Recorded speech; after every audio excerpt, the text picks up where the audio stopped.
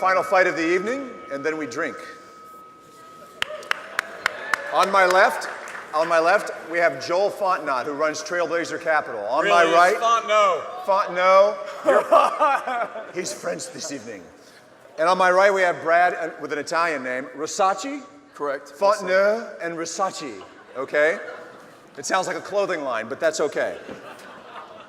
All right, sit down, guys. As I told you.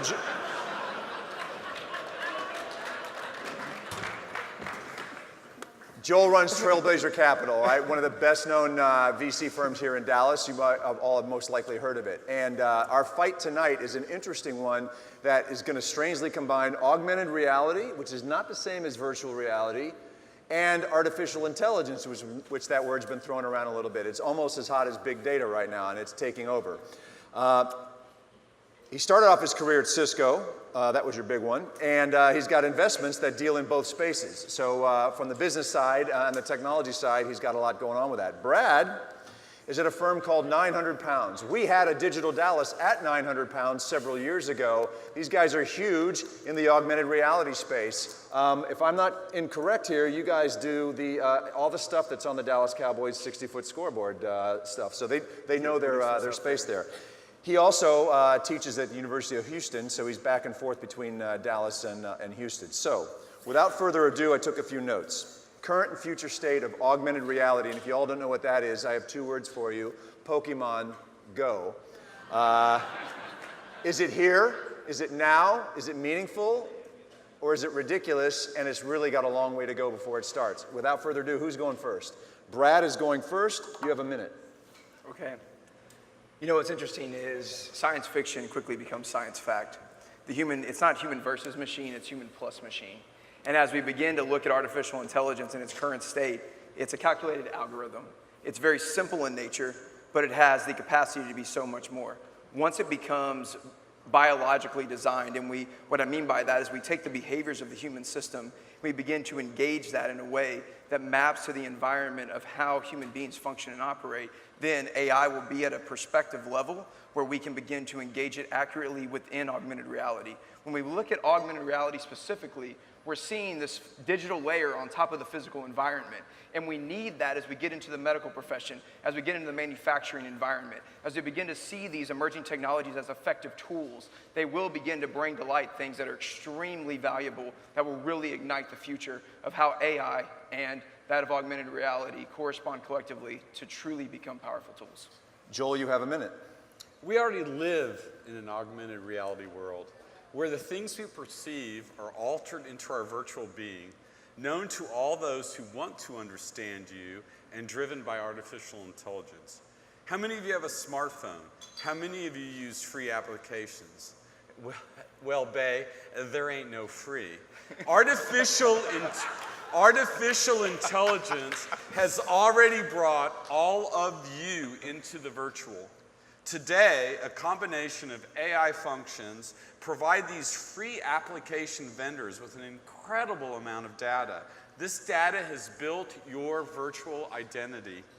This virtual identity is used to deliver to you a world where what you see is tailored to you have made yourself in this virtual world. You are what you buy, search, accept as friends, where you even frickin' drive. As exciting as the future is going to be, your world is already virtual. Welcome to 1984.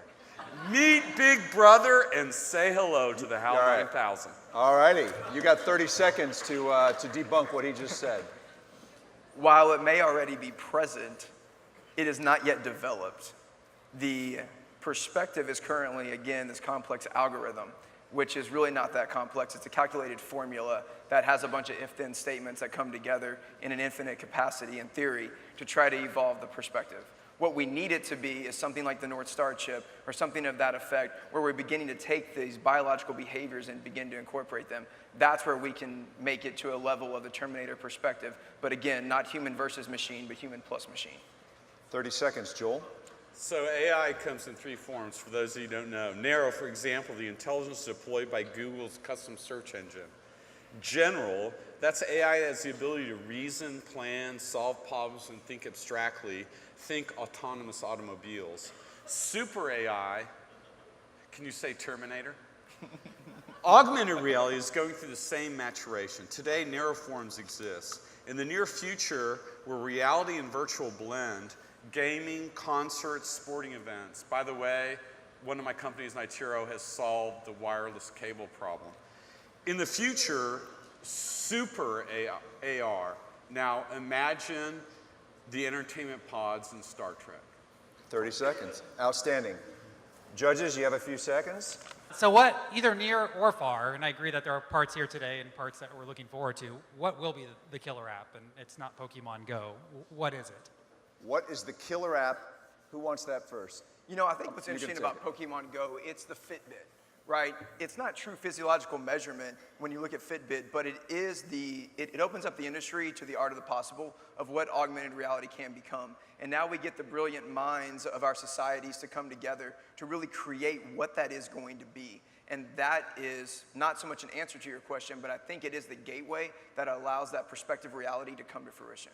Excellent. 30 seconds. So I'm currently working on a company in Austin called Nitiro. We can deliver 12.5 gigabits a second wirelessly to a cell phone. And what's going to happen in the very near future is when you go into a sporting event or a movie, or as you can experience next fall at Six Flags, you're going to put an augmented goggle on, and you can choose whether you want the real reality or you want some other reality. And that exists today. And that takes an intense amount of artificial intelligence, compute power, and AR work. Literally $7 billion has been invested in this in the last 4 years. And there's about $25 billion up for grabs. And 30 seconds. Outstanding. Voting is on. Let's bring it up. What do we got?